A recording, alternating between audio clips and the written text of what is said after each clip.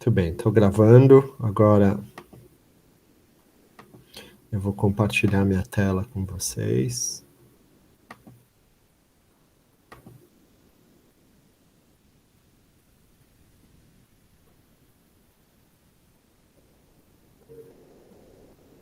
Vocês estão vendo a minha tela?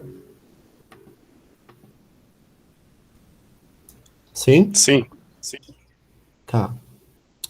Então, pessoal, só retomando, na última aula eu comentei com vocês que esse site aqui, o NanoHub, era uma ótima fonte para vocês explorarem possíveis temas de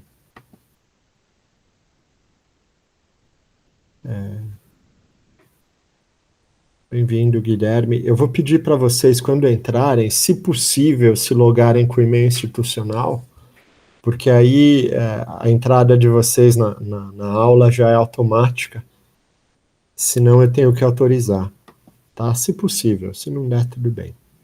Então, retomando aqui, pessoal, eu mencionei para vocês na última aula esse site aqui, o nanohub.org, que é um excelente site para vocês procurarem temas para fazerem o seminário em grupo de vocês, né? E eu estava tentando achar o lugar onde tem os downloads e eu apanhei um pouquinho. Eu vou corrigir nos slides, mas de qualquer forma, se vocês vêm aqui em Resources, eu tinha clicado em Tools e na verdade a gente clica aqui em Teaching Materials e ele vai abrir aqui uma interface parecida com a que eu mostrei para vocês na última aula.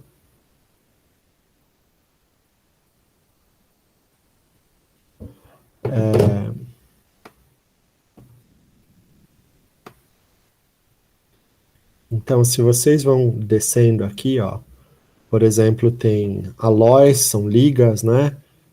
Aerogel, espalhamento por fônons, Abacus é um software de elementos finitos. Tem diversas coisas aqui. Atomistic Modeling e Simulation. Isso aqui é mais para simulações quânticas, né? Vocês podem fazer. Na verdade, isso aqui, por exemplo, não é quântico. Melting. É clássico esse cara. Bom, isso aqui, estrutura de bandas de semicondutores, é um dos nossos roteiros que a gente vai fazer, band structure, né? Então, aqui você pode fazer a estrutura de bandas com Abacus, que é um código de elementos finitos. Então, não é usando simulação quântica.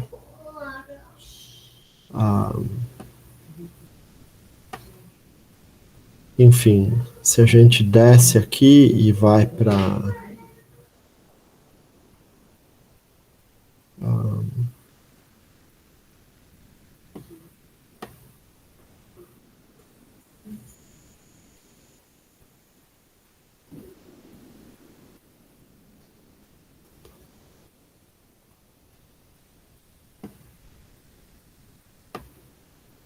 a lei de Fick, diferenças finitas. Esse aqui de elementos de fusão em uma dimensão por elementos finitos. Fluidodinâmica. Fluidodinâmica já escapa um pouquinho do que a gente está fazendo. Fulereno. Arseneto de galho.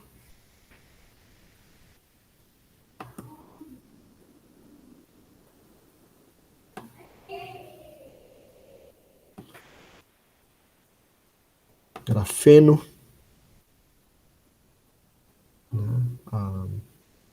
Então tem algumas simulações aqui em grafeno que podem ser interessantes para alguns de vocês.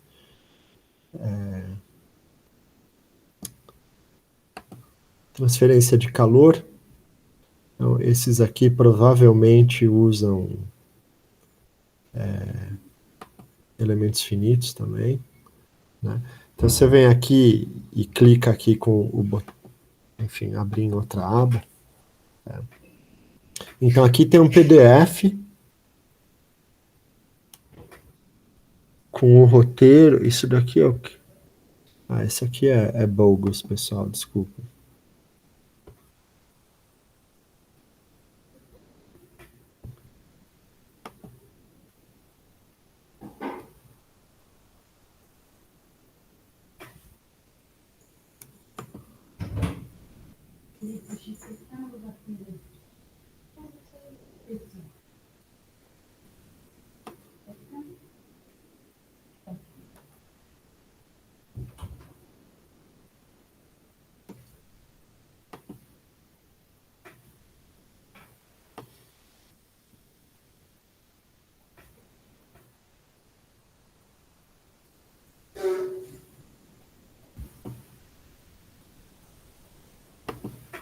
Aqui tem diversas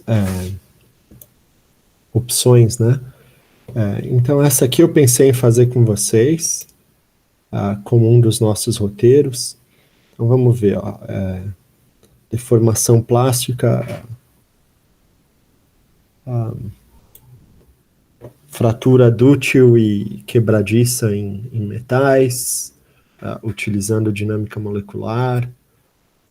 Esse aqui também eu pensei em fazer com vocês. Melting é liquefação, utilizando dinâmica molecular. Então, tem dois aqui diferentes, né? Então, quando a gente vem aqui, a gente vê o resumo. Ele fala: esse documento descreve atividades de laboratório com simulação de dinâmica molecular online para explorar a resposta têncil de um fio metálico na escala nanométrica. O documento contém a descrição de simulações de dinâmica molecular para serem executadas juntamente com questões e atividades projetadas para os alunos analisarem e interpretarem as simulações. O documento também sugere como alunos podem relatar as suas descobertas e atividades adicionais. Tá? Então, esse daqui, em princípio, eu pretendo fazer com vocês, tá? Mas se alguém quiser fazer muito, pode me escrever e a gente pode discutir isso, tá? Mas então ele dá aqui uma breve explicação, ele inclusive recomenda alguns textos, né? E aqui tem um roteiro passo a passo para a gente fazer essas simulações, tá? E então aqui ele fala, olha, essas tarefas devem ser desenvolvidas individualmente ou em pequenos grupos.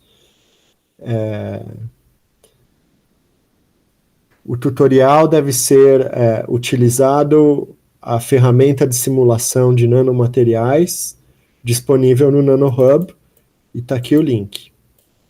Né? Então, se a gente abre esse link e vem aqui, Launch Tool, Launch, como é que eu vou traduzir Launch? Launch sei lá como Iniciar. é que traduz.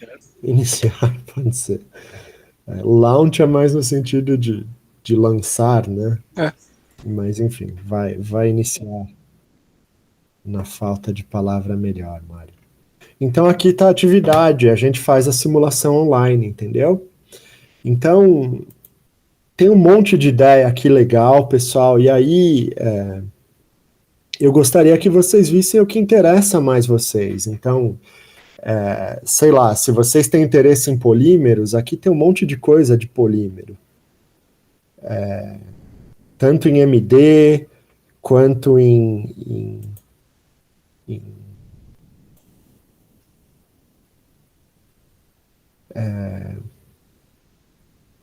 LMNO,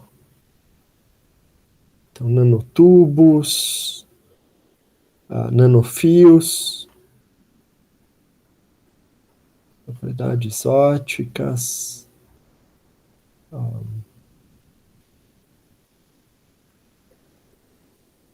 fotovoltaicos, plasticidade,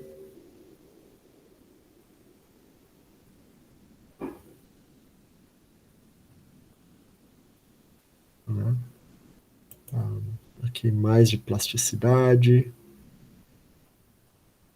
e aqui polímero, mas dentro é polímero, aqui tem um monte de coisa de polímero, né?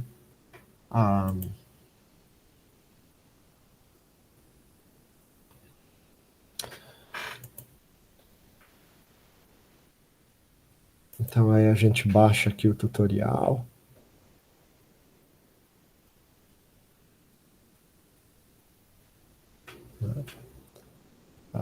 Que é outro que eu pensei em fazer com vocês, mas então aqui está passo a passo de como fazer, né? Agora, um grupo pode facilmente fazer alguma dessas aqui também. A vantagem é que vocês não têm que baixar nada no computador de vocês, é tudo feito aqui nessa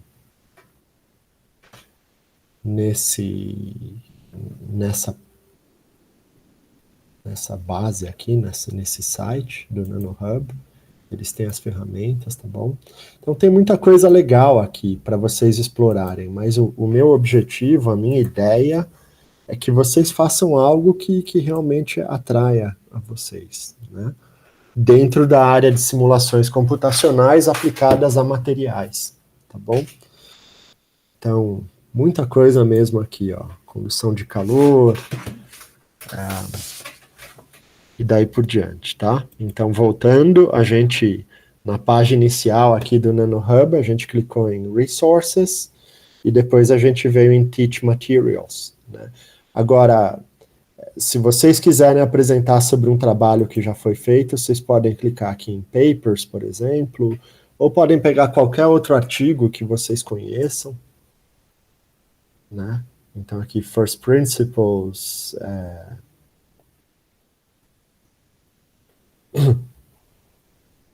e daí por diante. Tudo bem, gente? Então o site é gratuito, vocês só tem que fazer uma conta nele, e tem muita coisa aqui para vocês explorarem.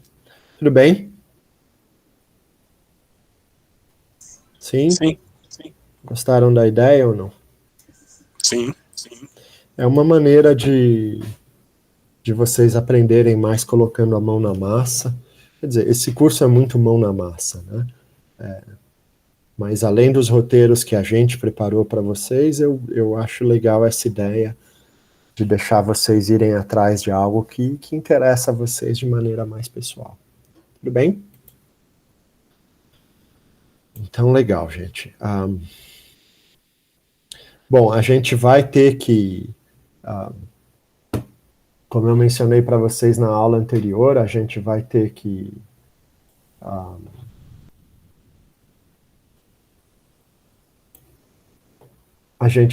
instalar. Quem não tem Linux no computador vai ter que instalar essa máquina virtual. Então comecem a fazer isso no fim de semana, se possível, né? Eu vou colocar os slides para vocês irem atrás do site. E na semana que vem eu vou ajudar vocês, se estiverem tendo problemas, a fazerem isso. Mas quanto antes vocês começarem, é melhor.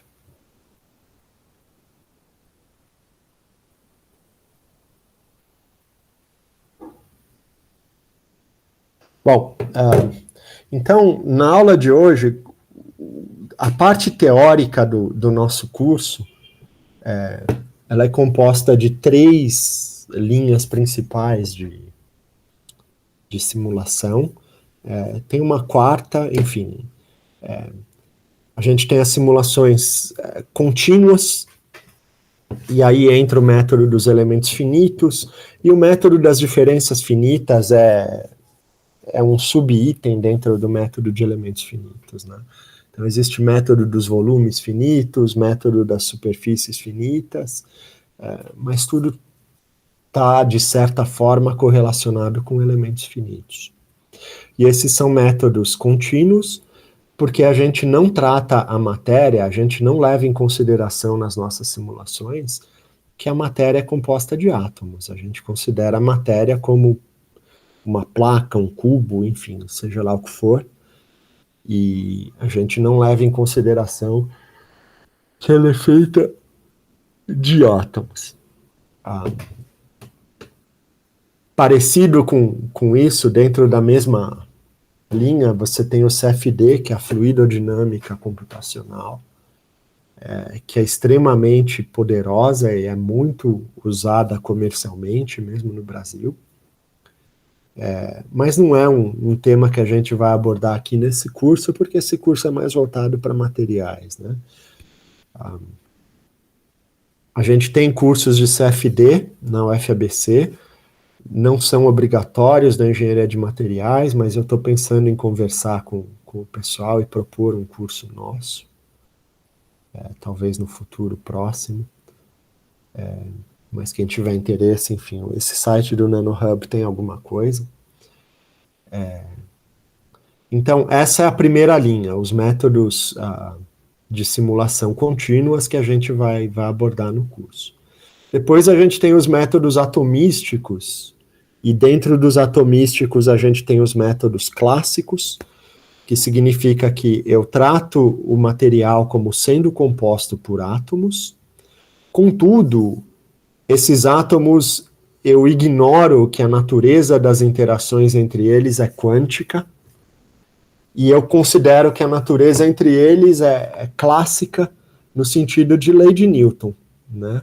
Então, eu vou ter um potencial, e a derivada do potencial vai me dar força, atuando nesses átomos, né?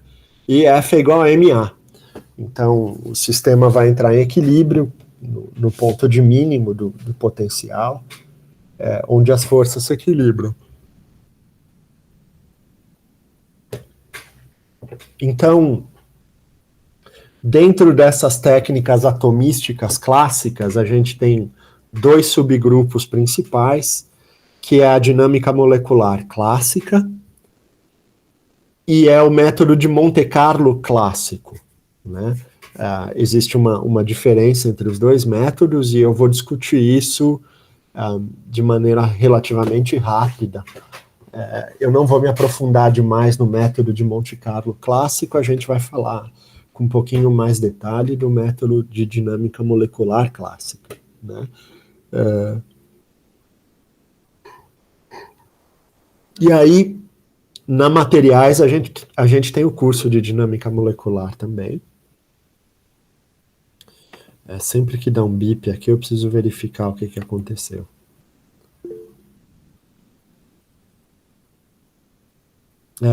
Lucas, por enquanto eu estou realmente só no slide inicial, porque eu só estou conversando com vocês, tá bom?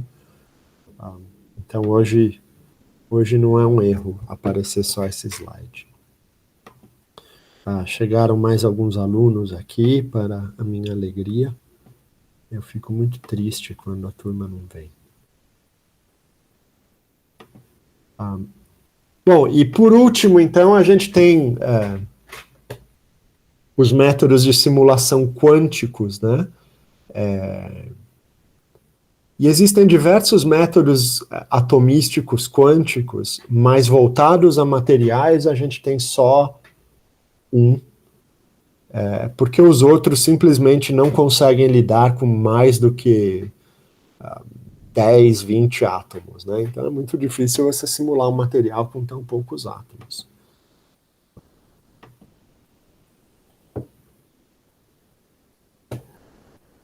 Mas a gente vai discutir isso um pouquinho mais ao longo do curso. Então, são esses três grandes grupos de técnicas computacionais que a gente vai discutir na parte teórica do curso, e vai tomar um tempo relativamente pequeno dentro do nosso curso, porque, como eu falei para vocês, o propósito desse curso aqui que a gente está fazendo é informativo mais do que formativo, né?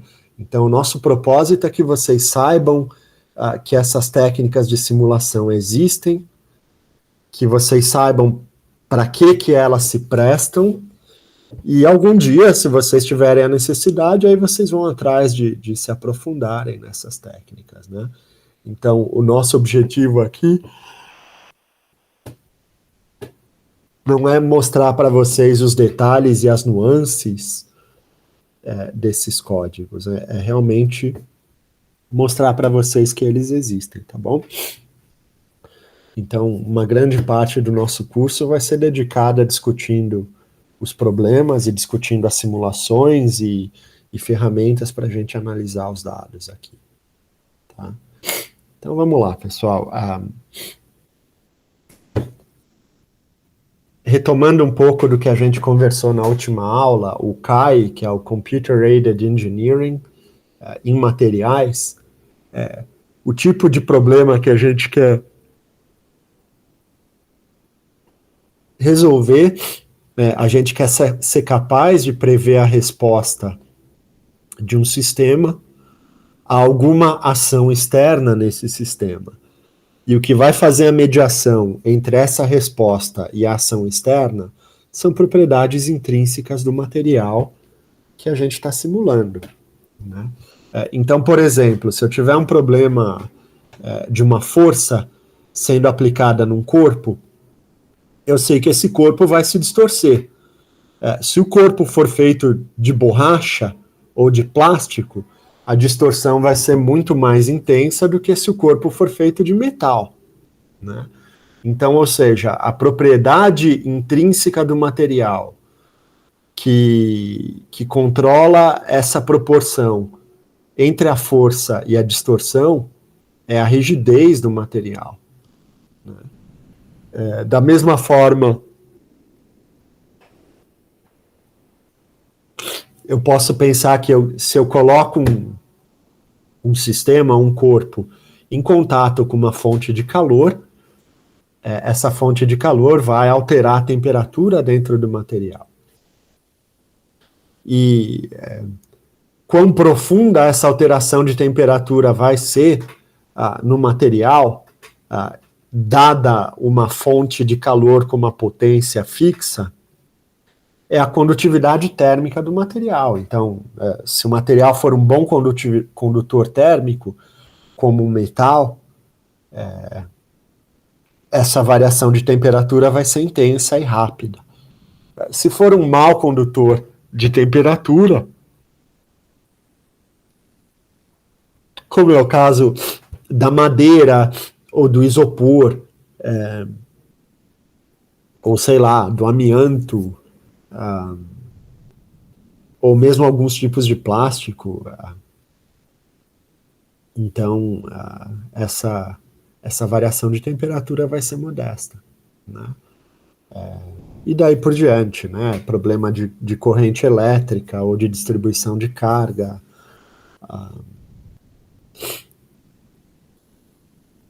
Então, eu tenho ações, eu tenho respostas do sistema, e o que eu quero ser capaz de fazer é justamente prever essa resposta, né?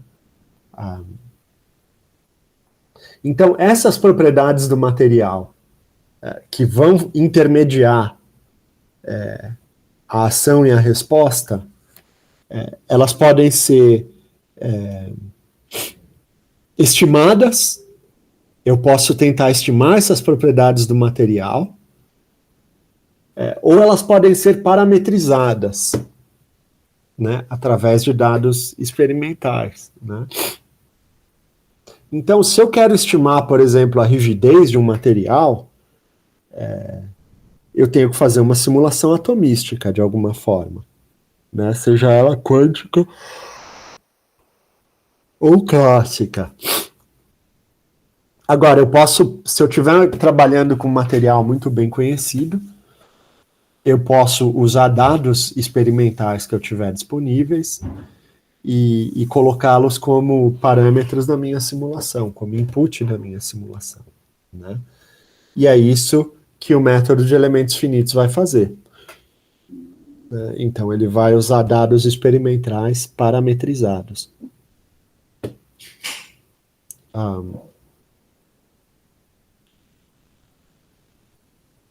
Muito bem.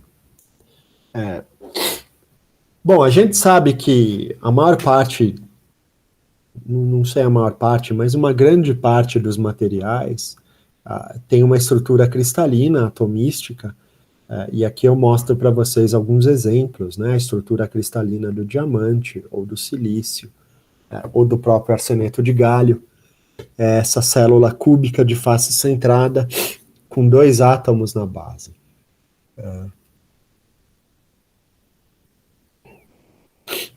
O cloreto de sódio são essas estruturas cúbicas simples intercaladas. O óxido de zinco, ou então o quartzo também, que é um óxido de silício, eles têm essa estrutura hexagonal. E daí por diante. Né? Então, dependendo das propriedades que eu quero descrever do material, se eu quero compreender propriedades intrínsecas do material, atomisticamente, eu preciso pensar que esses materiais no mundo real, eles possuem defeitos, imperfeições e impurezas. Né? Então, eu posso ter vacâncias, eu posso ter interstícios, né, que significam átomos que estão em sítios onde eles não deveriam estar. Eu posso ter antissítios, então, antissítio são átomos que trocam de lugar, então, naquela estrutura que eu mostrei para vocês, por exemplo, do cloreto de sódio, eu posso ter um átomo de cloro no lugar de um átomo de sódio, e daí por diante. Né? Nesse caso em particular, do cloreto de sódio, isso é extremamente improvável, porque ele é um sólido iônico, mas enfim, no caso do arseneto de galho, isso é muito mais possível, né? Átomos de arsênico ocupando lugares dos átomos de galho. Além de poder ter impurezas, que é, sei lá, eu posso ter silício ali no meio do óxido de zinco, eu posso ter oxigênio no meio do diamante, e daí por diante. Né? Então, todos esses tipos de defeitos, por exemplo, eles afetam a propagação de elétrons dentro do material. Então, se eu quero entender a condutividade elétrica no material, eu preciso levar isso tudo em consideração. E para eu poder entender a condutividade elétrica dentro do material, então, eu não tenho escolha, eu tenho que fazer uma simulação atomística. Né? Então, dentro dessas simulações atomísticas quânticas, né, alguns métodos utilizados são o método de Hartree-Fock, o método de Moeller-Plesset, o método de CI. Esses são métodos que os químicos usam bastante, mas eles são extremamente pesados computacionalmente. E mesmo com os supercomputadores, hoje em dia, não é fácil paralelizar essas simulações. Né? Então, você não consegue distribuir ela ao mesmo tempo em muitos nós.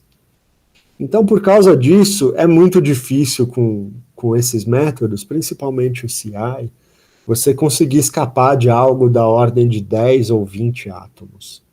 Né?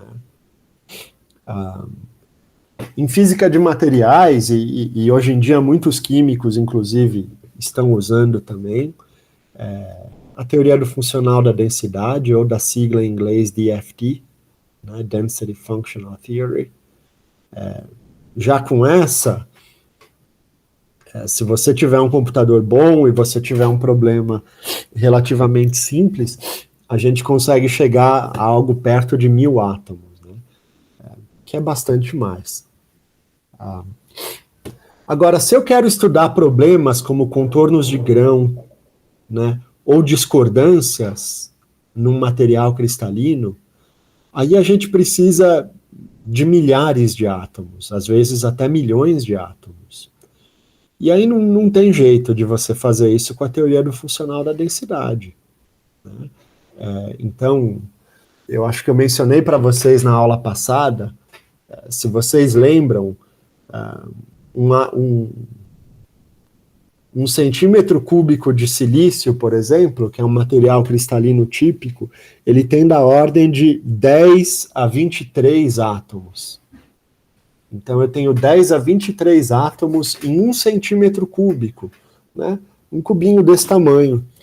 Então vocês vão falar, pô, mas que diferença faz se você consegue simular 1000 átomos ou 1 bilhão de átomos, né?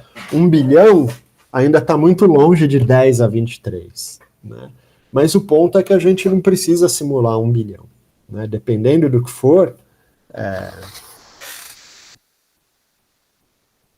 a célula primitiva do silício, ela tem 2 átomos só. Para a gente simular uma folha de grafeno infinita, eu preciso só de 2 átomos, que são os 2 únicos átomos que geram a estrutura toda, né? Então, graças a essa simetria cristalina, a gente consegue aprender um monte de coisa dos materiais sem precisar de átomos demais. Agora, para outros tipos de problemas, esse aqui, por exemplo, aí a gente não tem como fugir. Mas eu, com alguns milhares de átomos, que é algo perfeitamente factível dentro da dinâmica molecular ou dentro do método de Monte Carlo, eu consigo fazer simulações e obter resultados importantes. Tá? E hoje eu vou falar para vocês, então, do método de elementos finitos, que de todos os métodos que a gente vai discutir no curso, ele é de longe o de maior aplicação comercial e industrial, né? É extremamente procurado nas empresas, mesmo no nosso pobre Brasil, em que cada vez menos o pessoal faz pesquisa e desenvolvimento dentro da indústria, né? Mas o método de elementos finitos ainda é muito usado e procurado, mesmo aqui, né? Então, volta e meia, eu vejo vagas de estágio na Embraer, por exemplo, que é para profissionais de simulação de elementos finitos. Então, você pode usar o método para simular, por exemplo, a aerodinâmica de um protótipo de avião, ou você pode simular como cargas elétricas vão se distribuir na fuselagem de um avião quando ele for atingido por um relâmpago. Ou a gente pode simular como vai ser a distribuição de calor num avião em voo por causa do atrito com o ar. Né? Então, eu conheço alunos que saíram da engenharia aeroespacial da UFABC e foram trabalhar na Embraer com isso. Fala, amor. Tudo bem? Oi, papai. Fala oi pro pessoal. Não? Você não quer falar oi pra ninguém? Não? Vamos comer pizza? Não, eu não posso comer pizza, eu tô dando aula. Tá? Come um pedaço pra mim. Só não toma cerveja, essa deixa pra mim, tá? Tchau. Vamos lá, gente. Vocês estão aí ainda ou não? Estamos sim, professor. Tá, professor. Sim, professor. Eu vou querer pizza também. Ai, vai ser difícil aqui. Estamos aqui.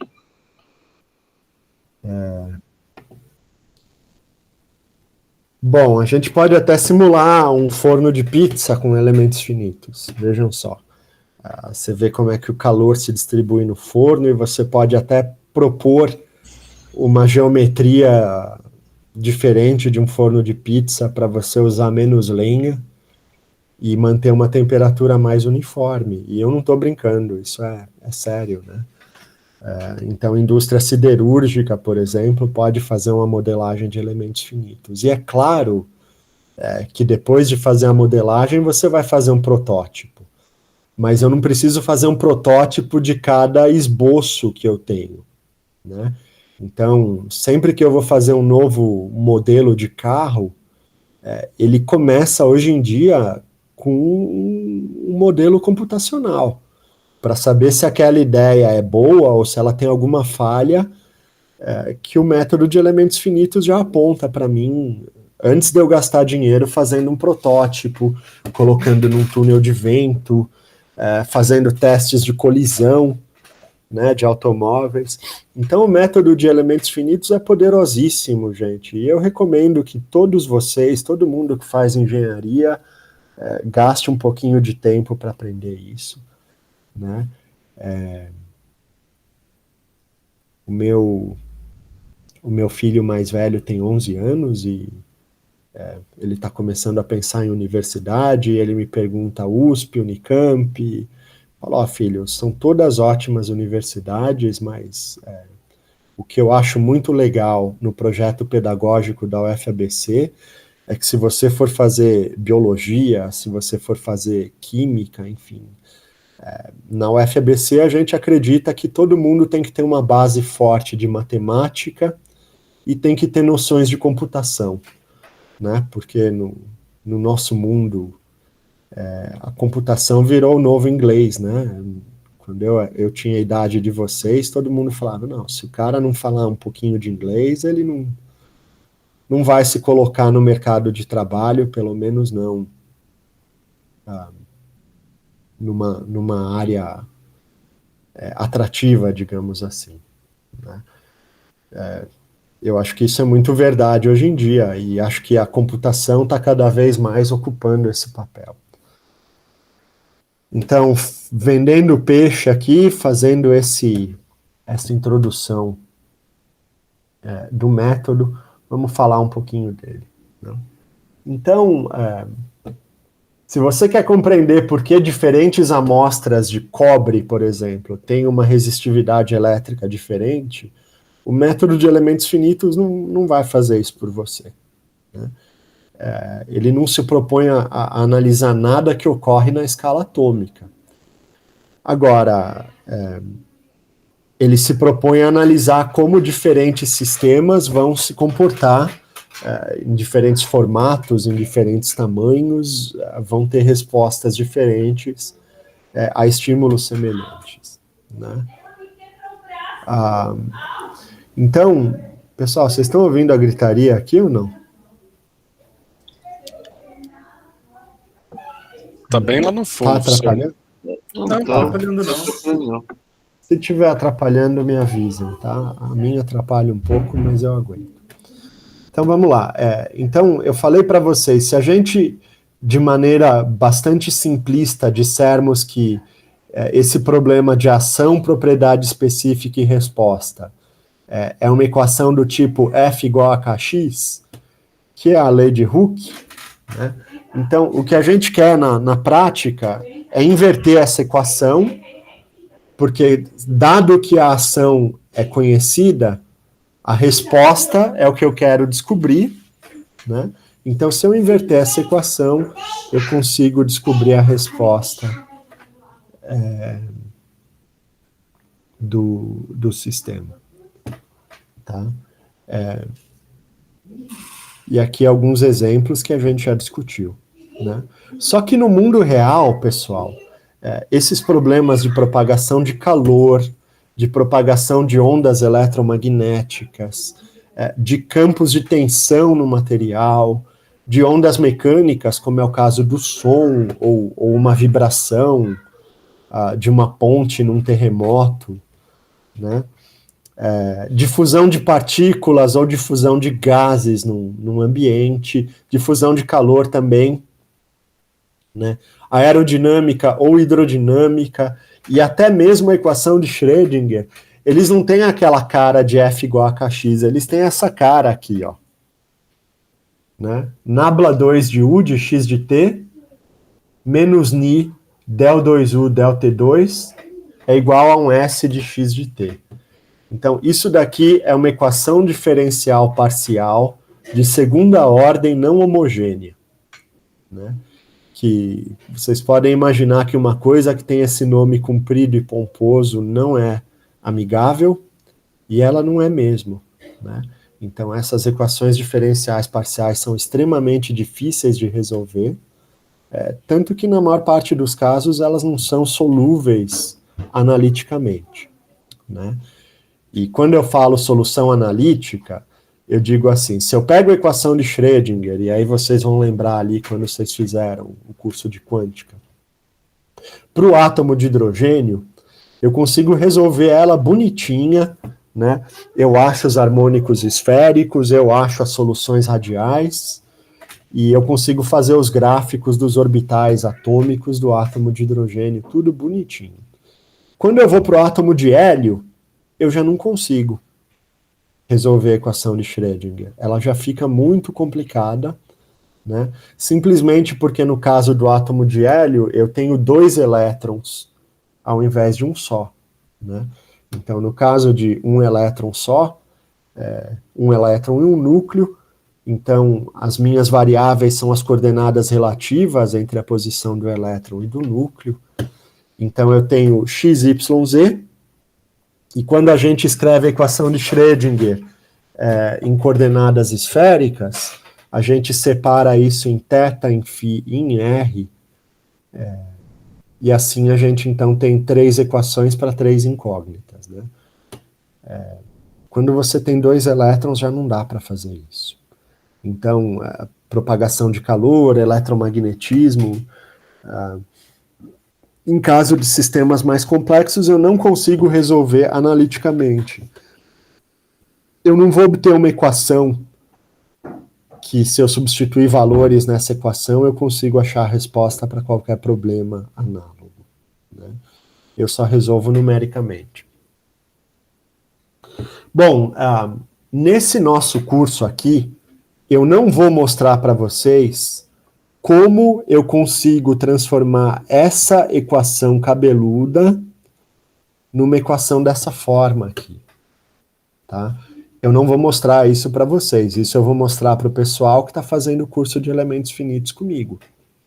No curso de tópicos computacionais eu não vou mostrar isso para vocês, então eu peço que vocês acreditem na minha palavra de que isso é possível, né?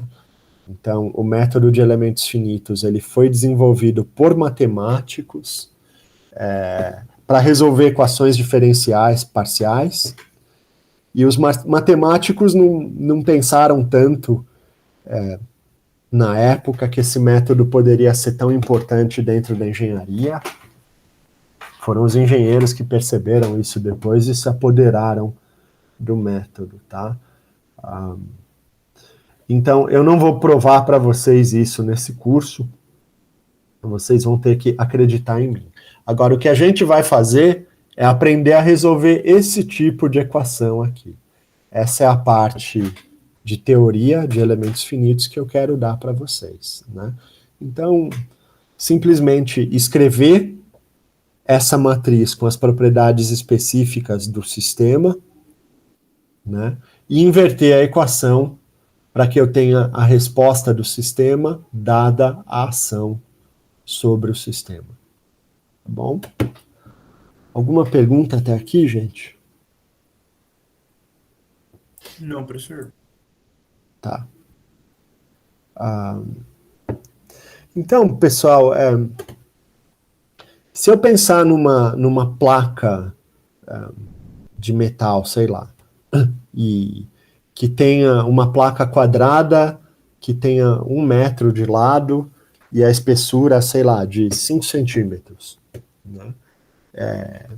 Então eu quero descrever o campo de tensão nessa placa, ou a variação da temperatura nessa placa. Então cada ponto da placa, eu preciso associar ele a uma temperatura, né? Então, esse corpo da placa eu chamo de domínio do problema, né?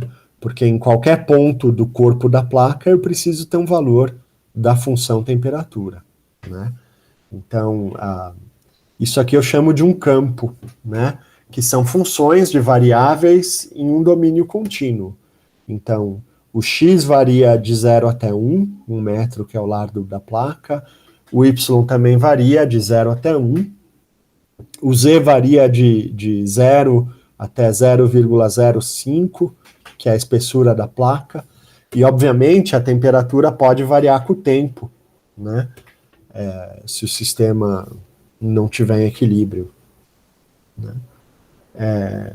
Então, assim, a gente tem aquela equação diferencial parcial que eu mostrei para vocês, e um aspecto de equações diferenciais parciais é que, para que elas sejam solúveis, a gente precisa saber as condições de contorno, né? Então, voltando para esse nosso exemplo da placa,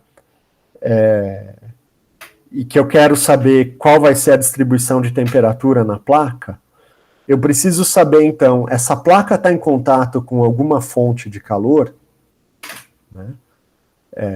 Então, se ela tiver, essa fonte de calor vai estar em contato com a placa através de alguma das superfícies da placa, né? Então, eu sei, bom, tudo bem, esse canto aqui da placa está em contato com uma fonte de calor que tem potência de 10 watts por segundo, né? Sei lá. E os outros extremos da placa? Então, os outros extremos da placa, se eles não estiverem em contato com alguma outra fonte de calor, ou eles podem estar isolados, né? Eles podem estar, sei lá, recobertos com isopor, então eles não vão trocar calor com o meio externo, a temperatura deles só vai variar por causa da fonte de calor que está ali em algum outro ponto da placa. Ou eles podem estar expostos ao meio ambiente, e nesse caso, eu tenho um reservatório de temperatura, né, que é a temperatura ambiente. Então, isso é o que a gente chama de condição de contorno. Condição de contorno ou está em contato com uma fonte, ou está em contato com um reservatório, né? E se o meu problema de equações diferenciais parciais não tiver essas grandezas explicitadas, ele simplesmente não é solúvel. E veja bem, não é que ele não é solúvel porque eu sou incompetente demais para resolver uma equação cabeluda sem esse truque. Ele não é solúvel porque o problema físico não está bem definido, tá? E eu vou exemplificar isso para vocês com mais clareza na sequência, né? Então, imaginem que eu tenho aqui esse sistema de duas molas. Essas molas estão conectadas por um ponto, que eu estou chamando de ponto 3. A mola 2 tem um extremo aqui 2, e a mola 1 tem um extremo 1. Né? Então, vamos dizer que eu falo para vocês, olha, pessoal, eu vou aqui nesse ponto 2, e eu vou puxar com uma força de 10 newtons para a direita.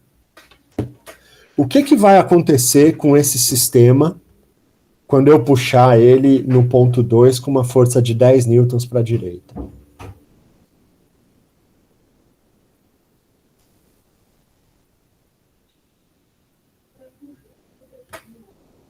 E aí, quem arrisca? O sistema vai deformar. O sistema vai deformar. Então, você quer dizer que essa mola aqui vai se esticar? As duas, né? As duas? Essa aqui também vai esticar? Sim. Quem que tá falando agora? Deixa É o eu ver. Vitor. Vitor. E aí? Quem concorda com o Vitor? Matheus, você concorda com o Vitor? Oi, professor, concordo sim, também acho. Alguém discorda do Vitor e do Matheus?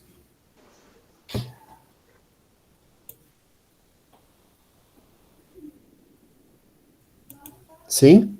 Não? Ninguém discorda. Então, Vitor, e se esse nó aqui estiver pregado no chão? Isso que eu Quando eu pensei puxar agora. o nó 2 com uma força de 10 newtons, o que vai acontecer aí, Vitor? Aí só a mola K2 vai deformar. É isso. E se o nó 2 estiver pregado no chão e eu puxar aqui com uma força de 10 newtons? E o sistema vai permanecer constante. Vai permanecer como está, né? E se esse nó 1 aqui estiver solto? E o nó 3 também estiver solto e o nó 2 também estiver solto? O que vai acontecer quando eu puxar com uma força de 10 newtons? Aceleração, movimento. O sistema todo vai se deslocar para a direita sem nenhuma deformação. Exato. Então você percebe que se eu não digo para você como esse sistema está, você não tem como resolver ele. Isso que são condições de contorno. E aí existem vários tipos de condição de contorno que eu posso dar para os contornos de um sistema. Então eu posso dizer, por exemplo, que em qualquer instante de t, esse ponto aqui tem deslocamento nulo, que é o que eu estou dizendo aqui para esse ponto 1 quando eu prego ele na parede. Então, como ele está pregado na parede, a posição dele nunca vai variar. Né? Agora, para o ponto 2 aqui, o que eu estou dizendo é que a força que está atuando no ponto 2 equivale à força de restauração da mola. Então significa o ponto 2 ele vai se deslocar até que a força que eu estou aplicando nele se iguale à força de restauração da mola que vai puxar o ponto 2 aqui para a esquerda. Então o sistema vai entrar em equilíbrio dinâmico, a mola vai parar de se deformar e então eu sei alguma coisa sobre esse ponto, né? Se eu tiver um problema que depende do tempo, eu posso ter condições de contorno no tempo também, né? Então eu posso ter um determinado ponto em que para um instante de tempo inicial o deslocamento nele é zero, e da mesma forma eu posso ter pontos cujo deslocamento não varia com o tempo, tá fixo.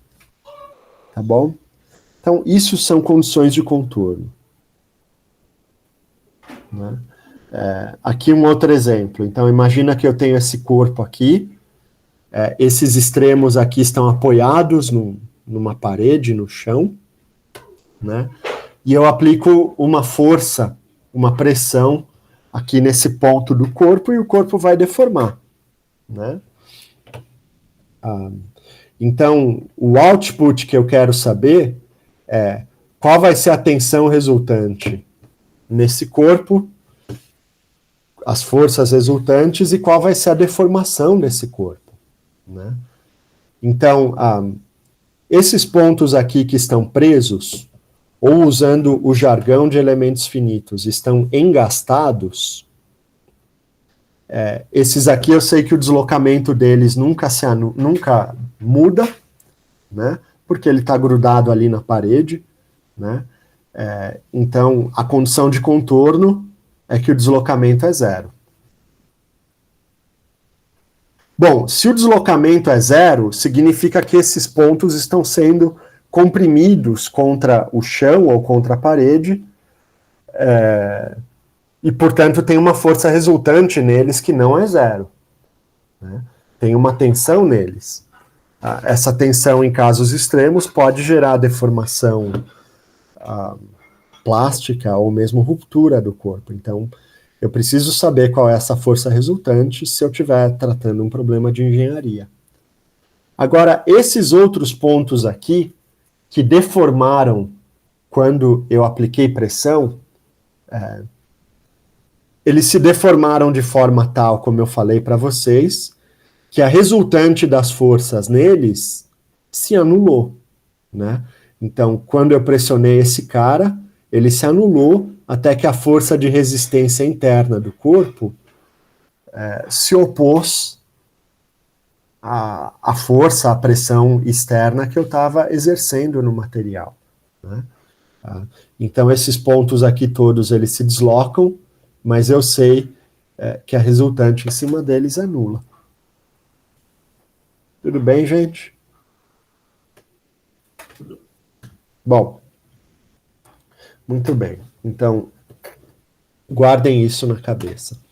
Agora, vocês já pararam para pensar que o nome do método é método dos elementos finitos?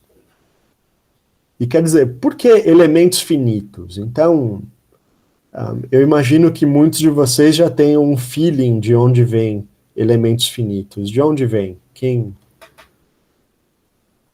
arrisca?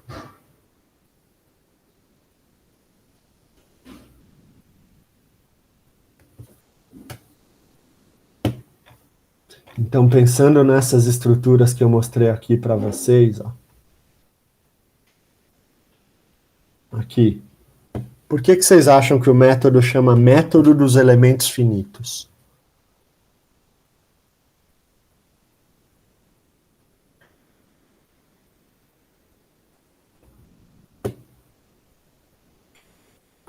Falem comigo, pessoal.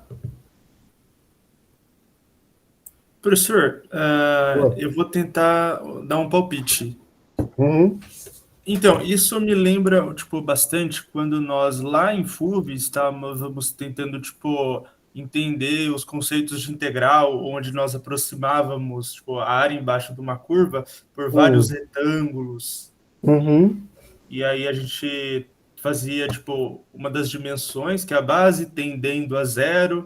Então, a gente tinha um determinado número de retângulos, e quanto menor seria essa base, eu teria uma maior quantidade de retângulos e, por sua vez, eu teria uma precisão maior no valor. Uhum.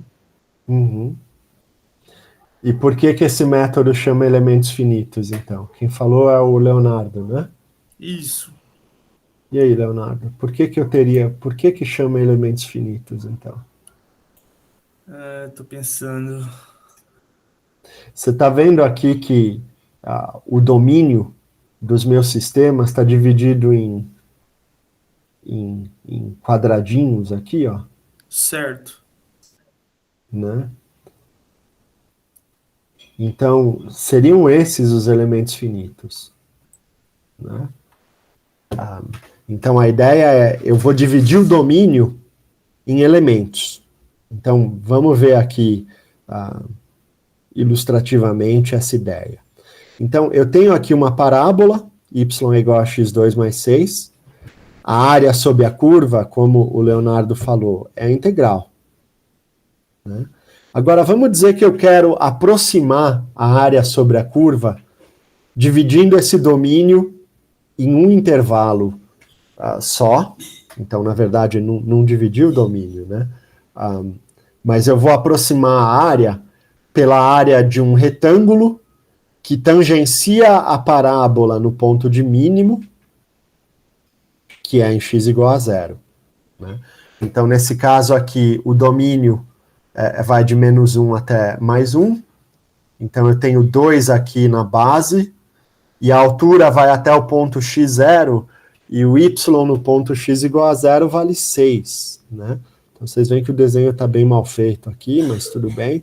Então, eu tenho 6 de altura por 2 de base, então 6 vezes 2 vai dar 12. Né? Então, a área desse retângulo é 12, e se a gente fizer a área pela integral, eu obtenho que o erro que eu tenho ao fazer essa aproximação é de 5,26%. Né? Ou seja, é um erro significativo. Agora, vamos supor que ao invés de pegar um intervalo só para o meu domínio, eu pego 2 intervalos. E eu uso a mesma ideia. A altura do meu retângulo equivale à altura da função correta no meio do intervalo em que eu dividi o domínio. Né? Então, aqui, x igual a menos meio e x igual a mais meio. Né? Então, de novo, a gente vai calcular a área desses 2 retângulos e somar. vai dar 12,5 e nesse caso o erro passou para 1,32%. Ou seja, o erro diminuiu significativamente quando eu usei 2 intervalos ao invés de um só. Aí vamos continuar com essa ideia. Então eu vou dividir agora em 4 intervalos, né? E eu vou ter 4 retângulos. E somando a área desses 4 retângulos, vai me dar 12,625. E agora o erro já caiu de 1, alguma coisa para 0,33%. E já é um erro relativamente menor, né? E por último, eu divido agora o meu domínio em 8 intervalos, né? Calculo a área desses 8 retângulos e eu vou ter que o erro é de 0,08%, né? Que é um erro, enfim, dependendo da precisão que você precisa, mas via de regra eu posso dizer que esse já é um erro pequeno, né? Então o Leonardo já deu um spoiler aqui, e essa redução do erro é esperada, certo, Leonardo? Certo, professor. Ela é esperada justamente porque eu estou me aproximando do conceito de integral. Quanto mais eu divido o meu domínio em intervalos menores, mais eu estou me aproximando da integral, né? Agora, fazer uma integral nesse caso aqui, em que eu tenho a equação y é igual a x2 mais 6, é fácil, porque essa é uma integral que analiticamente é fácil de fazer, né? Agora, se você tem uma curva, se você tem um domínio para o qual você não conhece a função que descreve ele, né? Se você tem um problema cuja função você não conhece, aí você vai ter que fazer cálculos numéricos, né? E aí a coisa muda de figura. Então, eu não posso fazer a integral analítica simplesmente porque eu não conheço a função analítica, né? Mas agora vocês estão se confrontando com o primeiro aspecto característico crucial do método dos elementos finitos, tá? E se alguém tiver aí com papel e lápis anotando as principais informações que eu estou passando, agora é a hora de anotar, tá? Uma característica do método de elementos finitos, que é uma das características mais importantes dele, é que ele te garante, ele promete para você que se o seu modelo matemático for apropriado para descrever o seu problema físico, quanto mais você refinar a sua malha de elementos finitos, ou seja, quanto mais elementos você colocar dentro do seu domínio, e quanto menores esses elementos forem, por conseguinte, mais preciso vai ser o seu resultado. Isso é super importante, gente, né? Isso é super importante, porque pensem comigo, nesse caso aqui, eu sei qual era a área exata. Então, conforme eu fui aumentando o número de elementos finitos, né? E vocês notem que aqui elemento finito não está em oposição a infinito elemento. Ele está em oposição a elemento infinitesimal, que é o que eu teria numa integral.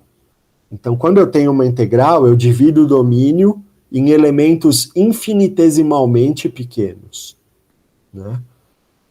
No método dos elementos finitos, esses elementos aqui não são infinitesimais. E é por isso que eu tenho um ganho, né? Então, eu estou vendo que com elementos que não são infinitesimais, eu consigo um resultado bom o bastante, né? Agora, se eu consigo usar menos elementos do que mais elementos, é claro que o meu custo computacional para resolver o problema é menor também, né? Então, o truque do método de elementos finitos é saber com qual é o mínimo de elementos que eu consigo dividir o meu domínio e me safar com uma resposta que seja precisa o bastante para os meus objetivos. Entenderam? Sim. Sim. E Sim. então, voltando ao que eu estava falando, pessoal, aqui no caso, eu sei qual é a área embaixo da curva. Eu sei a resposta exata, e eu estou vendo que conforme eu vou colocando mais elementos, a minha resposta vai se aproximando mais da resposta exata. Agora, nos problemas de interesse, eu não sei qual é a resposta exata. Então, vamos dizer que aqui eu dividi em 4 elementos, depois eu dividi em 8, eu poderia continuar e dividir em 12, e eu podia continuar e dividir em 16 elementos. Agora, vamos dizer que eu falo, com 12 elementos o meu resultado é ótimo. Se eu divido em 16 ou divido em 20, o resultado começa a piorar de novo. Então eu tenho um ponto ótimo. Vocês percebem que se eu não sei qual é a resposta exata, eu não teria como descobrir qual é o ponto ótimo. E aí eu tô ferrado, porque, enfim, a minha malha não pode ser nem refinada demais e nem grosseira demais. Se o método de elementos finitos não me garantisse que refinando mais a malha, a minha resposta sempre, sempre, sempre melhora, eu estaria ferrado. O método não seria útil, né? Porque nos casos que eu tenho interesse, eu não sei qual é a resposta exata. Agora, o que o método de elementos finitos me diz é, amigo, relaxa. Se você refinar sua malha demais, o pior que está acontecendo é você gastar computador desnecessariamente. Tá? Mas, com certeza, a solução que você vai obter, ela não vai piorar em relação a uma solução que você obteria com uma malha mais grosseira. Sacaram? Tá claro isso, gente? Tá sim. Tá sim, professor. Sim, professor. Né? Agora, por outro lado, pessoal, eu tenho meios de verificar se a minha simulação de elementos finitos está convergindo. Então, eu faço a análise com 8 elementos. Eu vejo que o erro deu 0,08. Aí eu faço com 16. Eu vejo que o erro caiu para 0,04. Eu falo, olha, a redução de erro, passando de 8 para 16, desculpa, apaguem o que eu falei. Suponha que eu não sei qual é a solução exata. E aí eu faço uma simulação com 8 elementos e eu obtenho um resultado. Ele me deu 12,656. Vamos supor que eu não sei qual é o resultado exato. Aí eu faço uma simulação com 16 elementos. Aí a integral deu 12,699. Então eu vejo que de 8 para 12, a mudança está aqui na segunda casa depois da vírgula. Né? Então, mesmo sem saber qual é o resultado exato, eu sei que passando de 8 para 16, não mudou muita coisa. Ou seja, o método convergiu. Pode até ser que a modelagem que eu fiz do meu problema físico seja ruim e a minha resposta não seja boa. Mas aí não é culpa do método de elementos finitos, aí é culpa minha que fiz um modelo físico errado para descrever o problema que eu quero descrever. O método de elementos finitos fez o papel dele, que foi responder a minha pergunta. Né? E aí eu volto àquela frase que eu falei para vocês na aula anterior. O computador responde o que você pergunta, ele não responde o que você quer saber. Tudo bem, gente? Tudo. Legal. Bom, o segundo aspecto do método de elementos finitos é esse aqui, olha. Quando eu dividi lá atrás o domínio em 2 intervalos, eu aproximei a função parábola em cada um dos intervalos por uma constante, né, que equivalia ao valor da função no meio do intervalo. Agora, se ao invés de aproximar a função que eu tenho por uma constante, eu aproximasse por um polinômio de primeiro grau, tangenciando a solução exata no meio do intervalo, olhem como a qualidade da minha resposta melhora, né? Então, comparem esse gráfico aqui com esse daqui, ó. Né? Então, é visível que a qualidade da minha resposta, usando um polinômio de primeiro grau, é muito melhor. Ou seja, pessoal, se eu usar uma função tentativa para descrever a minha função alvo mais sofisticada, eu vou conseguir a convergência do método de elementos finitos com uma malha mais grosseira. Então, existem 2 maneiras de convergir o método. Uma é usando uma malha mais refinada, e a outra é utilizando uma função de primeiro grau ou de segundo grau para descrever o meu problema, né?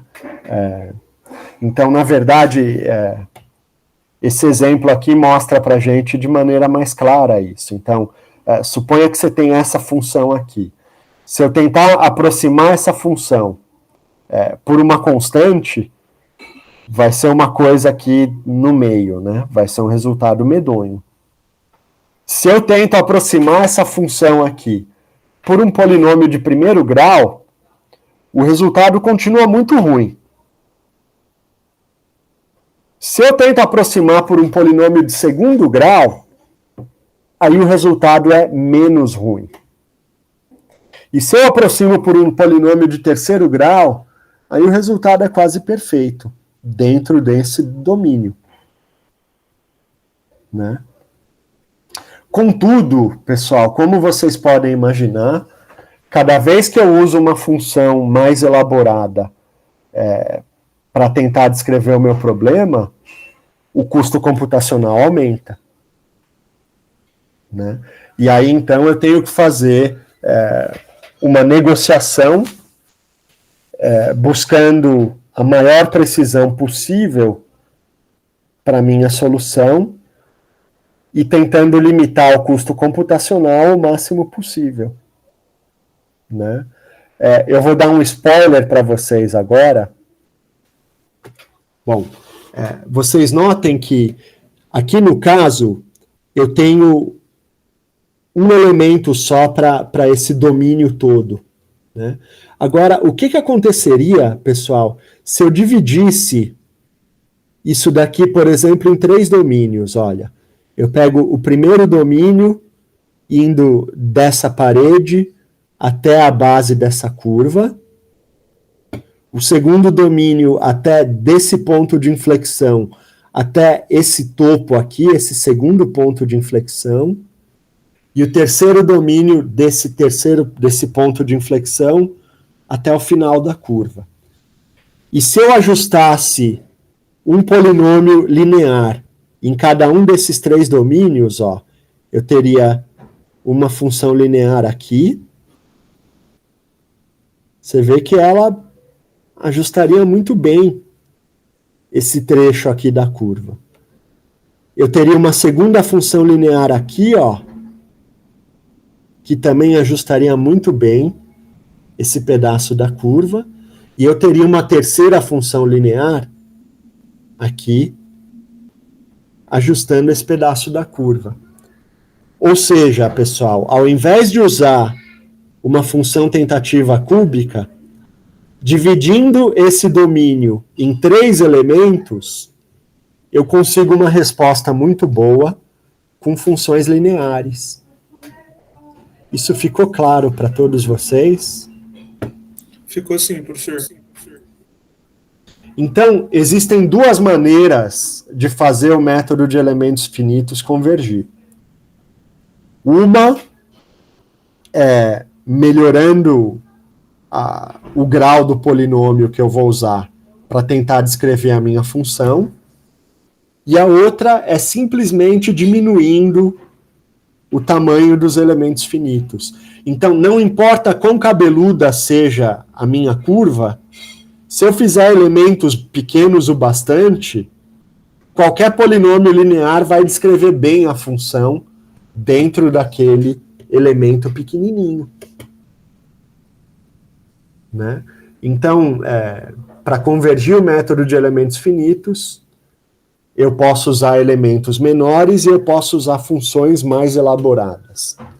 Mas eu vou dar um spoiler para vocês aqui, que em geral o custo computacional de diminuir a malha é muito menor do que o custo computacional de usar um polinômio de grau mais elevado.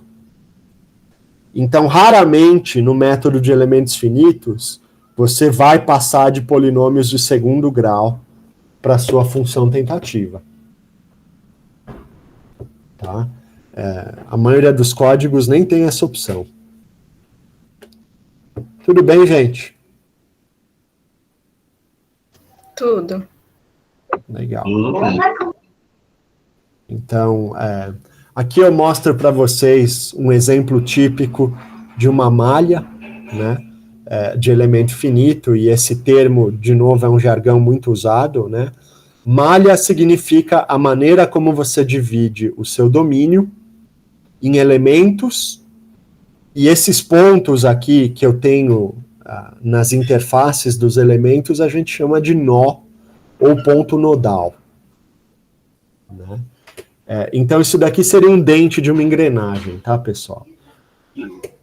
E vocês notem que todos os elementos que eu estou usando aqui para dividir o domínio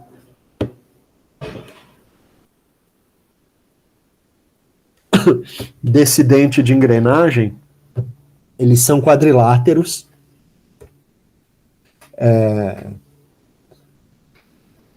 E os elementos quadriláteros, eles costumam resultar em custos computacionais mais baixos do que usar elementos triangulares, tá? Eu vou explicar isso de novo mais para frente.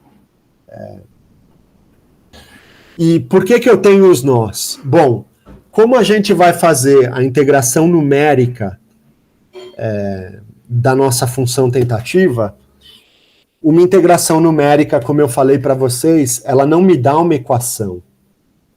Então, ela não me dá uma equação de temperatura em cada ponto do meu domínio. Ela me dá números, né? Então, eu vou calcular essas integrais numéricas nesses pontos, e depois eu vou usar os polinômios para interpolar o valor. Então, vamos dizer que eu quero saber a temperatura aqui nesse pontinho que está no meio desse elemento. Bom, a temperatura aqui nesse pontinho, ela vai ser uma média ponderada da temperatura nesses pontos aqui que estão em volta do meu elemento finito, né? E o método vai me dar justamente uma maneira de interpolar esses valores, né? Se eu tiver um ponto que está aqui, por exemplo, esse ponto está mais perto desses 3 nós do que desses 3 aqui, né? Então, nesse caso, a temperatura nesses 3 nós, ela tem que ter um ponto, ela tem que ter um peso mais importante para definir a temperatura desse ponto aqui do que a temperatura desses 3 outros nós, né? E é isso que o método garante para a gente. Tá. Então, a gente precisa fazer a discretização da geometria, que a gente chama de construir a malha, né?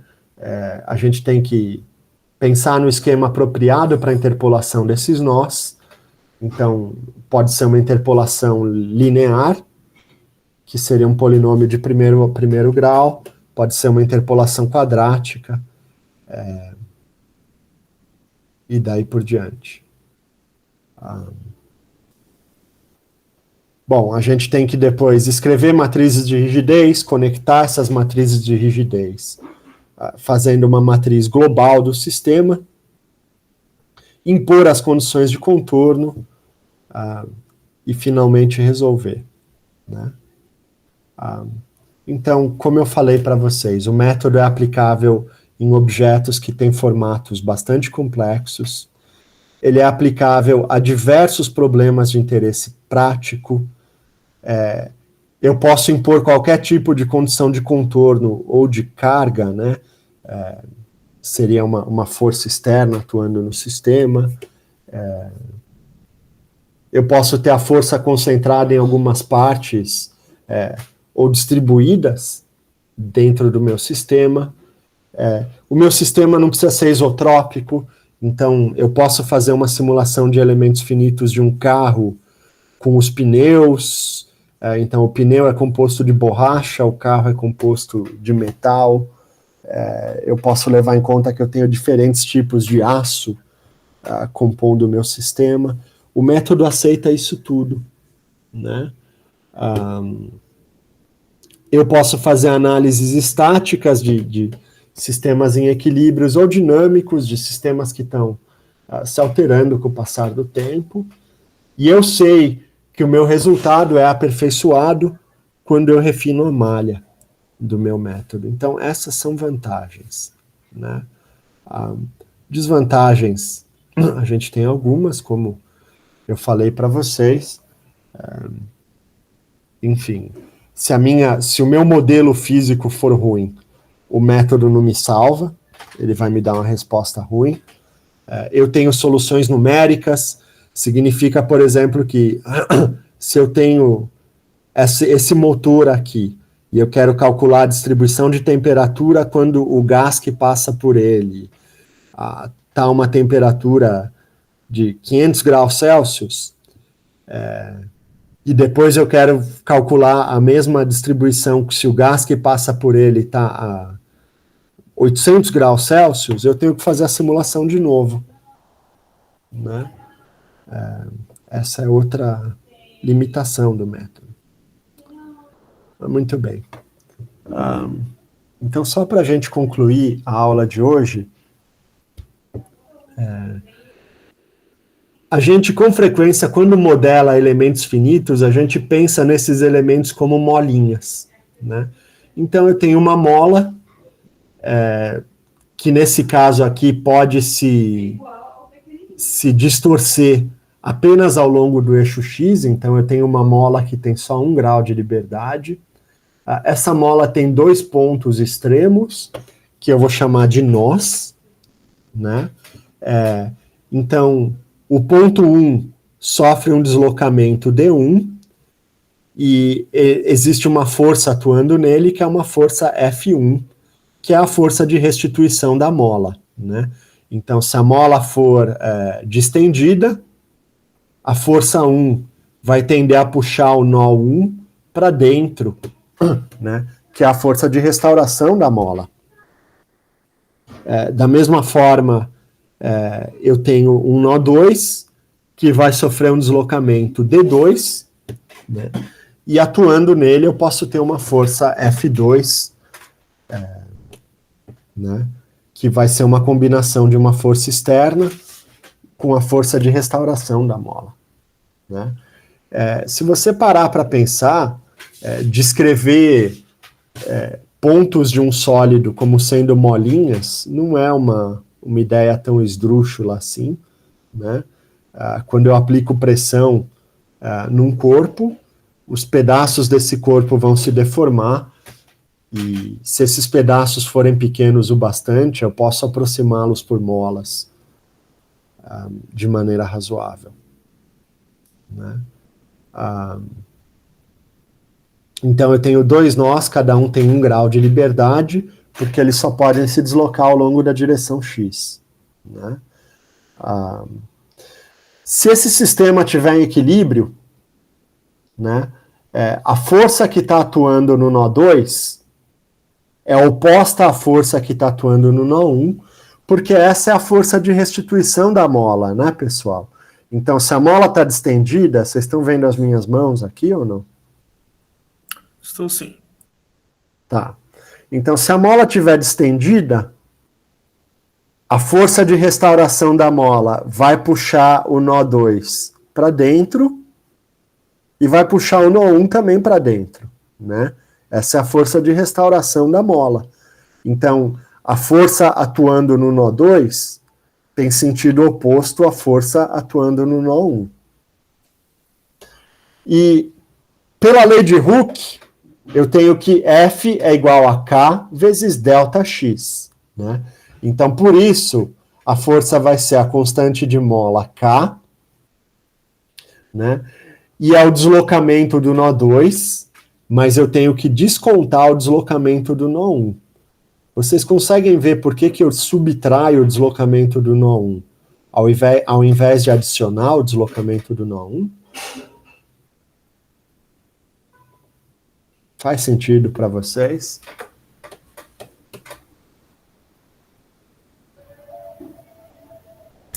Sim. Ele tá indo no mesmo sentido do nó 2. Como assim? Explica. É o Mário que falou, não? Isso. Explica, Mário.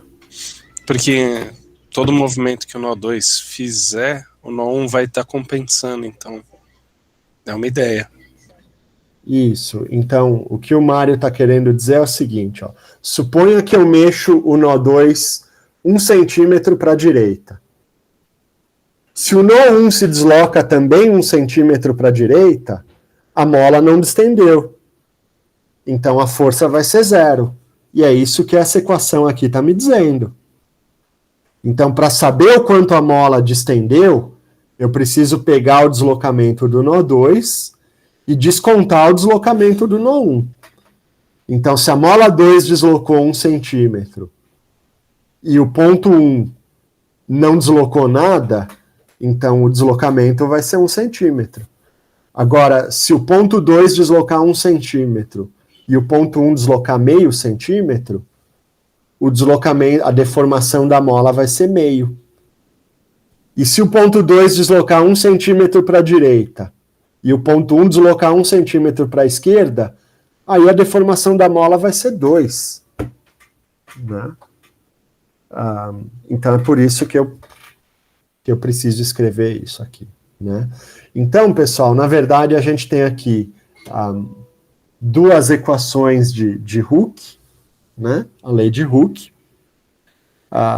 F2 é igual a KD2 menos D1, e F1 é igual a KD1 menos D2. Né? O sinal troca. Então, se a gente escrever isso em notação matricial, né, eu vou ter isso daqui. Então, a força que a mola 1 exerce no nó 1 vai ser a constante da mola 1 vezes o deslocamento do nó 1, menos a constante da mola 1 vezes o deslocamento do nó 2. Né? E F1x é menos F2x. Né? Então é só inverter aqui o sinal nessa segunda linha. Tá? Então, só para deixar vocês familiarizados aqui com a notação que a gente usa no curso, e a notação que o livro-texto também usa, se eu tenho 2 molas, que são 2 elementos, a mola 1, que é o elemento 1, e a mola 2 é o elemento 2. Né? Então, os índices superescritos eles dizem respeito ao elemento. Então, F1, 1 é a força que a mola 1 exerce no nó 1. E F1, 3 é a força que a mola 1 exerce no elemento 3. F2, 3 é a força que a mola 2 exerce no nó 3. E F2, 2 é a força que a mola 2 exerce no nó 2. A força 1, a mola 1, não exerce força direta no nó 2, porque ela não está em contato com o nó 2. E a mola 2 não exerce força direta no nó 1, porque ela não está em contato com o nó 1. Tá? Então, essa aqui é a notação. Tá claro para vocês, pessoal? Tá sim, professor. Tá. Então, aqui agora, a gente está pegando essa ideia aqui do F igual a Kx, e eu estou tratando um problema de duas molas que estão ligadas pelo nó intermediário, mas eu estou considerando primeiro essas molas como se fossem independentes. Então, quando eu escrevo essas matrizes aqui, eu estou escrevendo aquelas equações de força, mas ignorando que essas molas estão ligadas. Contudo, esse deslocamento do nó 3 aqui, ele é comum para as duas matrizes, né? E é ele que vai fazer a conexão entre as duas.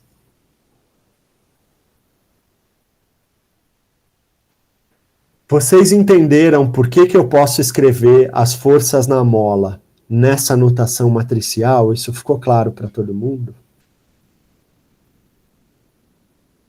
Se não ficou, por favor, falem e eu explico de novo.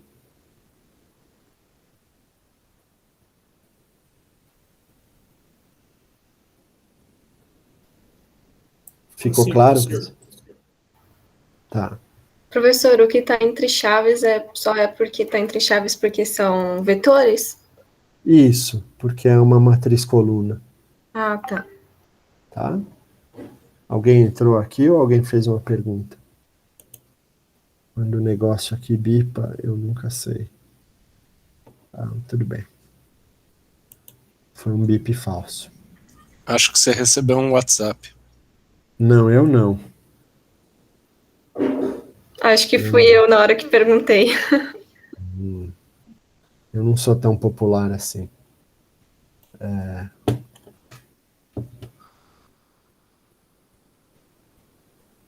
Bom, então, pessoal, eu só escrevi isso na notação matricial porque é aquela equação de equilíbrio, né?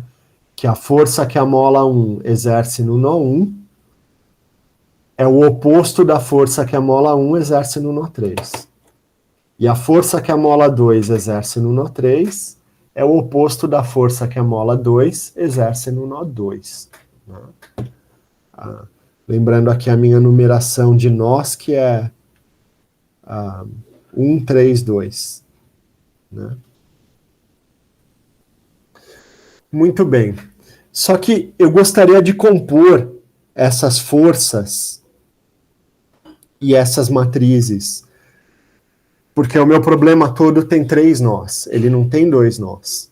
Então, quando eu escrevi as equações de força nas molas individualmente, eu estou tratando de um problema que tem uma dimensionalidade menor do que a dimensão do problema todo. O problema todo tem 3 nós, então eu tenho D1, D2 e D3. Então, para eu poder comparar essas matrizes, eu preciso de alguma forma expandir essas matrizes aqui, que eu chamo de matriz local, porque ela está local dentro de cada nó, para minha notação global do problema como um todo. E o problema como um todo tem 3 nós. Né? Então, como é que eu posso fazer isso? Bom, eu vou usar um truque. Né? E o truque é o seguinte, eu vou adicionar linhas e colunas de 0 nesse sistema, para que eu consiga aumentar a dimensão dessa matriz aqui, K, para que ela fique uma matriz 3x3. E eu também aumento a dimensão das matrizes coluna F e D, para que tenha a dimensão correta do problema completo, né? Então, agora eu tenho aqui o deslocamento do nó 1, o deslocamento do nó 2 e o deslocamento do nó 3. Né? Só que eu não quero mudar a realidade física dessa equação aqui. Então, olha o que aconteceu, pessoal. Eu tinha aqui que o F1 de 1 era K1D1 menos K1D3. Quando eu coloquei essa coluna aqui de 0, agora o que eu tenho aqui, F1 de 1 é K1D1, 0 vezes D2 e menos K1D3. Vocês percebem que essa equação não mudou?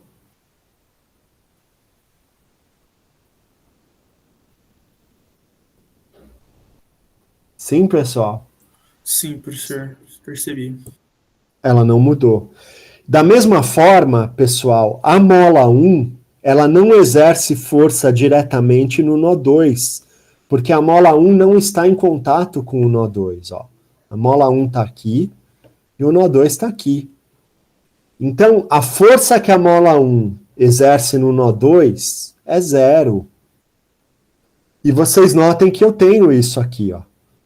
Porque o F1,2 vai ser 0D1, 0D2 e 0D3.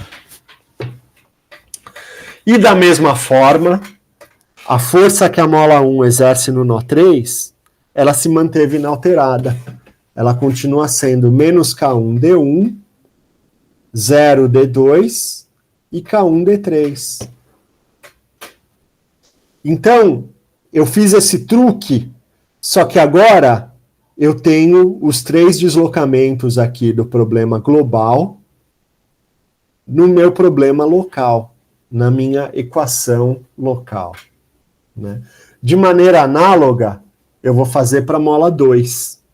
Então, eu vou colocar uma linha de zeros e uma coluna de zeros, para que a força que a mola 2 exerce no nó 1 se mantenha nula. E para que o deslocamento do nó 1, né, não tenha nenhuma relação com a força que a mola 2 exerce no nó 2, nem a força que a mola 2 exerce no nó 3. Entenderam o truque aqui, pessoal? Sim? Sim. Então eu completei com zeros, só que agora eu posso somar a força que a mola 1 exerce nos nós com a força que a mola 2 exerce nos nós. Então agora eu posso fazer uma soma, porque agora as minhas notações têm a mesma dimensionalidade. E quando eu faço essa soma, então, eu vou ter a força total atuando no nó 1, no nó 2 e no nó 3, é igual a uma matriz global e uma matriz de deslocamentos. Então, agora, isso daqui, eu escrevi naquele formato que eu queria, que eu falei para vocês lá no começo da aula, F é igual a Kx. Eu tenho 2 molas, e eu tenho uma equação do tipo F é igual a Kx, que vale para as 2 molas ao mesmo tempo.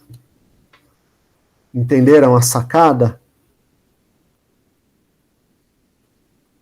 Sim? Uhum. Né? Legal, então agora eu quero achar o deslocamento dos nós 1, 2 e 3. Se eu sei quais são as forças atuando nos nós 1, 2 e 3, basta eu inverter essa matriz aqui, certo, pessoal? E multiplicar pela matriz F, e assim eu vou descobrir D1, D2 e D3. Concordam? Concordo. Bom. Mas, né? Então aqui só revisando o que eu fiz, Então, a mola 1 não tem contato com o nó 2, então eu vou pôr uma coluna de 0 na posição 2 e uma linha de 0 na posição 2. E aqui a mola 2 não tem contato com o nó 1, eu vou pôr uma linha de zeros na posição 1 e uma coluna de zeros na posição 1 também. Né? E a minha matriz de rigidez global ficou com essa cara aqui. Esse é o sistema de equações. Eu quero inverter essa matriz, então. Né? Mas, nesse caso, se vocês calcularem o determinante dessa matriz, ele é 0. E agora, pessoal, se o determinante é 0, eu não posso inverter a matriz. Significa que o sistema não tem solução. Então, que besteira que eu fiz aqui?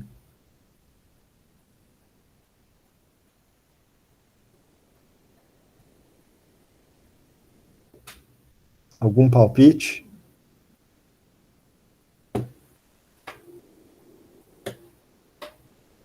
Eu estou gastando o meu latim falando isso tudo para vocês, para chegar e cair numa equação, numa matriz cujo determinante é 0.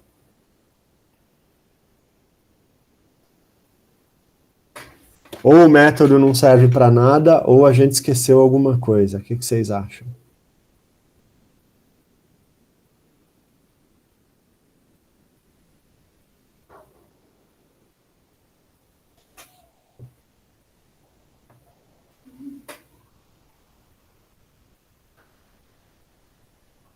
Bom, pessoal, a gente não definiu condições de contorno.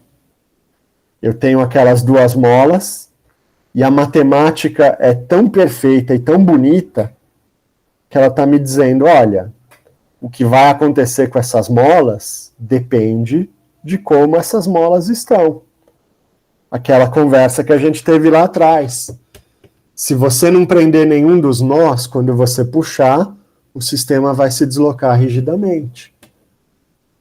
Se você prender o do meio, a mola 2 vai se deslocar e a mola 1 vai ficar relaxada. Né? Então, eu preciso de alguma forma dizer para o problema que eu tenho condições de contorno aqui. Né?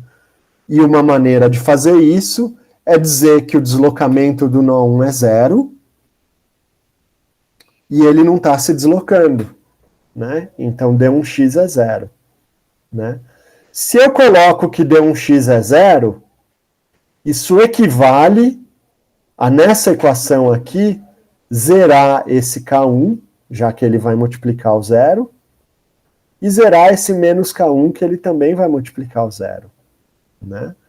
Então, a matriz que sobra para mim é 0, 0 menos K1, 0, K2 menos K2, e 0 menos K2, K1 mais K2. Né?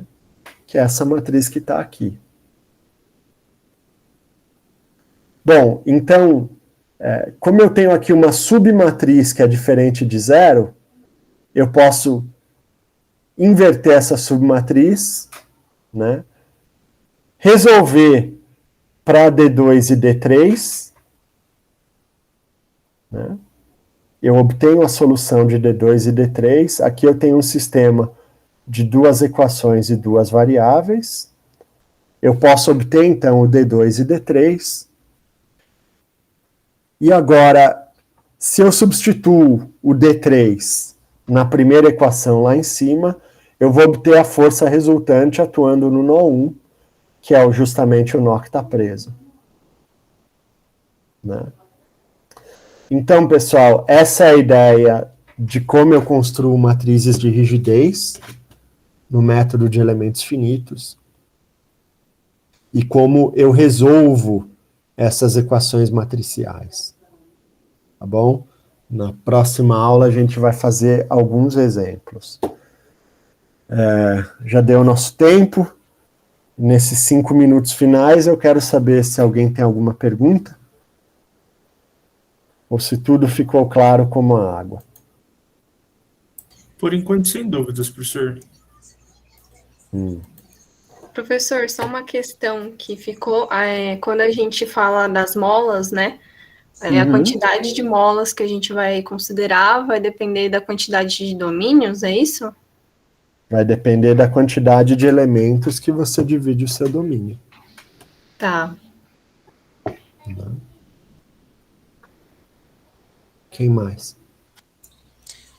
Professor, o link das gravações, o senhor vai deixar onde? Eu deixo no meu canal do YouTube, eu tô tentando monetizar, Mário. Beleza. Seguindo Eu os tenho- passos de Derval. Eu tenho 21 followers já. Você acha que eu tô perto ou não? Ih, tá um pouquinho longe. Acho que tem que ter 1000, hein? É, Fazer Tá bom, post vamos ver. patrocinado. quem sabe eu chego lá. Eu vou colocar minha filha para dar aula para vocês, é capaz que aí eu seja mais bem sucedido. Tá bom, gente. Então, se não temos mais questões, boa noite, bom fim de semana para vocês. Eu vou colocar os slides no Tidia, eu vou colocar as gravações no YouTube.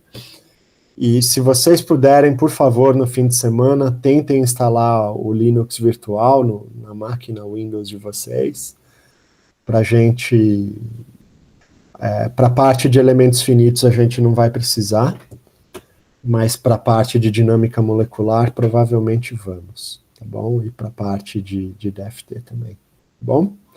E aí a gente vai tentando resolver caso a caso aí, conforme for dando problema.